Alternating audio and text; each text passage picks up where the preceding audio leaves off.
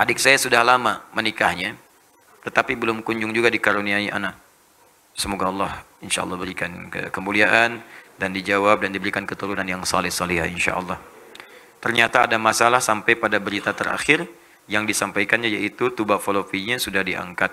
Nah, dia berencana program kehamilannya dengan bayi tabung. Itu bagaimana dalam pandangan Islam, diperolehkan atau dilarang? Baik, syukron Pak Wahab. Baik, teman-teman sekalian, dalam kaidah fiqih itu sifatnya sangat fleksibel, sesuai dengan kondisi zamannya di era-era yang berbeda. Asal tuntunan nilai-nilainya mengikuti tuntunan-tuntunan yang telah dijelaskan atau diisyaratkan dalam Al-Quran atau juga dibimbing oleh Rasulullah Sallallahu Alaihi Wasallam.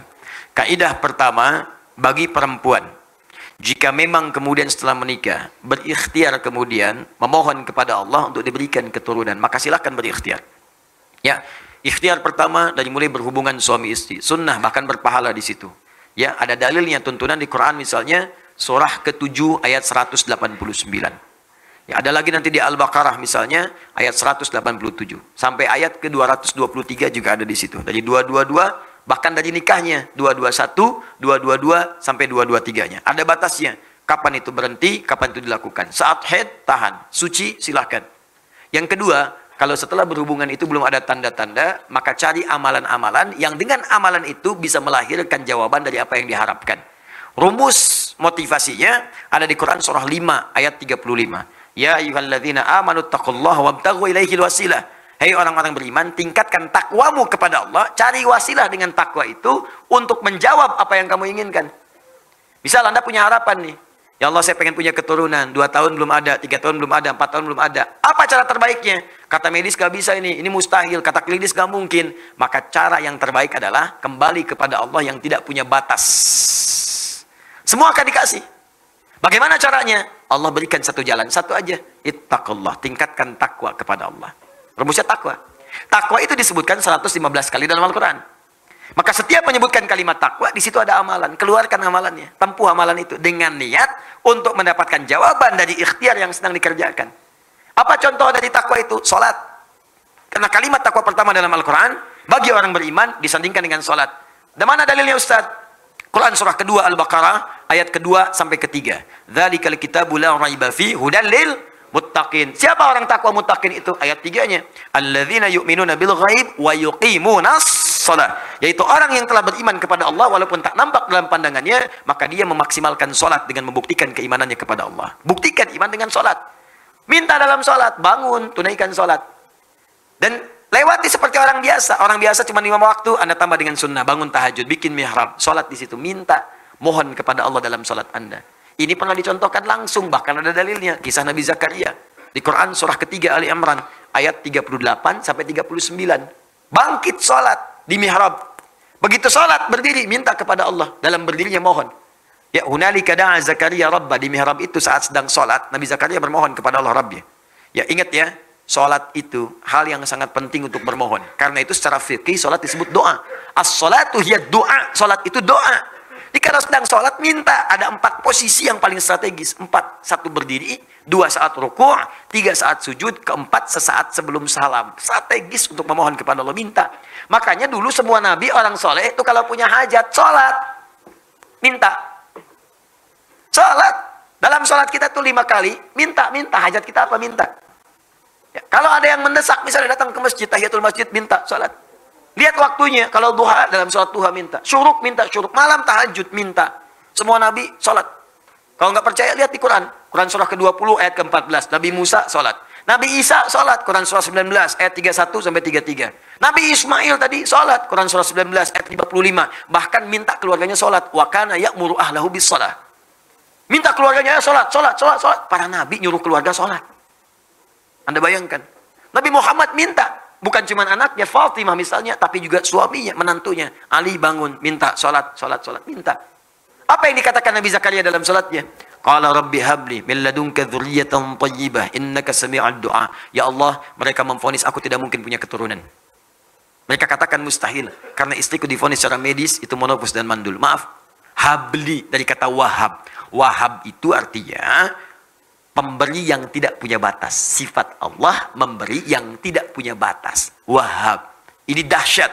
Ini kalau ingin berdoa, awali dengan nama Al-Asma'ul Husna. Ayatnya jelas, Quran surah 17 ayat 110. Qulid Allah awid Rahman ayyamma tad'u falahul asma'ul husna. Kalau punya hajat, sebut nama Allah atau Ar-Rahman, atau cari nama yang sesuai dengan hajatnya. Kalau butuh rezeki, ya Razzaq. Besok mau ujian, ya Alim. Ya?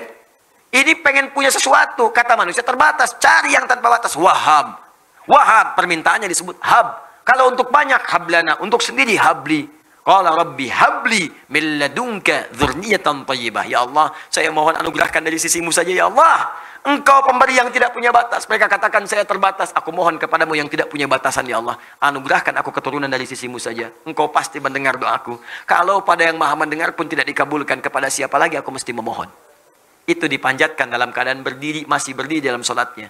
Tiba-tiba kemudian selesai berdoa. Sholat belum selesai, masih selesai berdoa. Masih berdiri dalam sholat. Turun jawaban malaikat. Ayat 39-nya. Surah 3 ayat 39. Fanadathul malaikatu wa huwa qa'imun yusalli fil mihrab. Turun malaikat menyeru sedangkan beliau masih berdiri di mihrabnya. Sedang sholat. Di sholatnya belum selesai. Anda bayangkan dahsyatnya berdiri. Dahsyatnya dalam sholat. Berdoa dikabulkan. Sholat belum selesai. Ustaz, kalau sudah dikabulkan begitu, nggak usah diterusin aja pas sholat Ustaz ya? Enggak juga. Sampai beres sebagai syukur kepada Allah. Ya. Turun, Anallah yubasyiruka bi Yahya. Allah kasih kabar gembira, Anda akan punya anak, langsung namanya dari Allah Yahya, artinya hidup. Yang mustahil lahir dari rahim seorang perempuan yang monopus dan mandul. Kata medis, kata Allah nggak ada yang mustahil, lahir dan hidup dia. Silakan tiru itu, karena janji Allah mutlak. Saya sering sampaikan berkali-kali, Allah itu kalau sudah berjanji itu pasti ditepati. Allah yang berjanji, Allah yang menepati. Kalau manusia kan beda. Kau yang berjanji, kau yang mengingkari. Ya.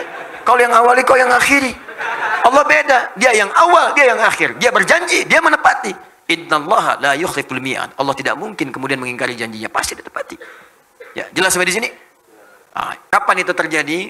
Cari situasinya sampai dengan Anda membaca kalimat iyyaka na'budu wa iyyaka nasta'in.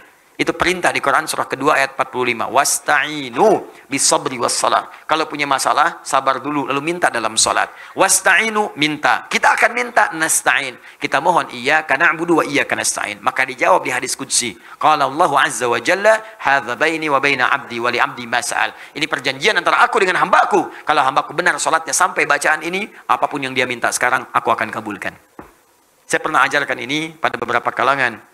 Ya, ini dari Qurannya, bukan dari saya. Kalau Anda yakin, Allah pasti berikan. Masya Allah, ada yang 7 tahun, 8 tahun, sekian tahun, dia praktekkan. Tidak menunggu lama, tiba-tiba kirim foto. Foto mihrabnya. Ya. Ubira, sampai teriak, sampai nangis. Sudah bertahun-tahun, tiba-tiba terjadilah itu. Allahu Akbar, indah. Dan ternyata, sesuatu yang diraih dengan cara yang lama itu, keindahannya lebih lama. Dan kebahagiaannya lebih terasa. Sama anak kayak muter-muter, nyari cendol kan, udah muter lama 2 jam ketemu, makannya lebih enak kan, lebih nikmat minumnya. Bahkan teh pun tanpa gula serasa manis. Demi Allah sih, aus lari-lari minum teh, rasanya enak banget. Pagi berdua sama istri, ya sayang kurang manis, lihat aku aja. Masya Allah diminum, kok pahit ya? Enak aja gitu, nyaman, nikmat, itu. Dia udah lama nunggu-nunggu, begitu lahir, indah, Masya Allah, dilihat-lihat, sayang-sayang, kecup-kecup, dan sebagainya, dan didoakan. Nah, kasus yang terakhir, ini agak berbeda.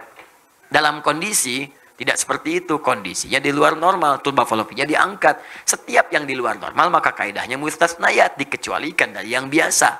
Dikecualikan dari yang biasa.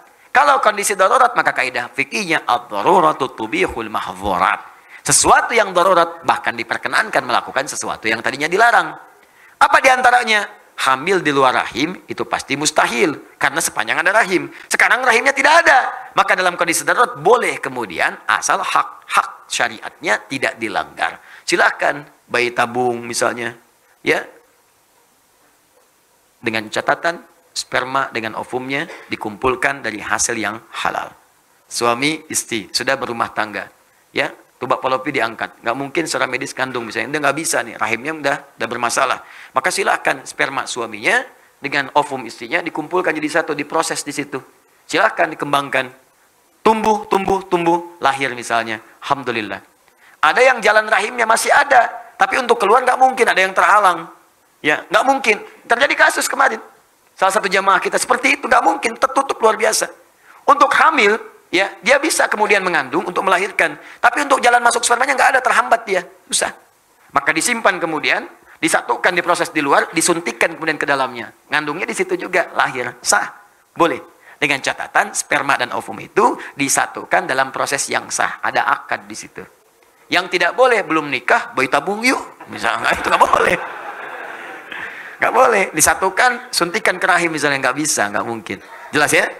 Paham ya? Boleh, silakan. Program kembar, boleh misalnya. Ya, kembar yang terbaik itu bermohon kepada Allah Subhanahu Wa Taala, minta. Ya Allah, saya ingin misalnya anugerahkan kepada saya, ya Allah, anak yang kembar, supaya keduanya bisa berjihad di jalan-Mu. Keduanya bisa melengkapi, ya Allah, menjadi penghafal Quran. Keduanya bisa memberikan mahkota, ya Allah. Niatkan seperti itu. Ya, kalau diniatkan ibadah, biasanya akan cepat dikabulkan oleh Allah. Tapi kalau urusan dunia, itu biasanya agak lambat. Ya Allah, berikan saya anugerah yang kembar, ya Allah, supaya lucu. Saya ingin berikan yang pertama namanya si luca, kedua si lucu, saya kan. Nah, itu biasanya agak susah.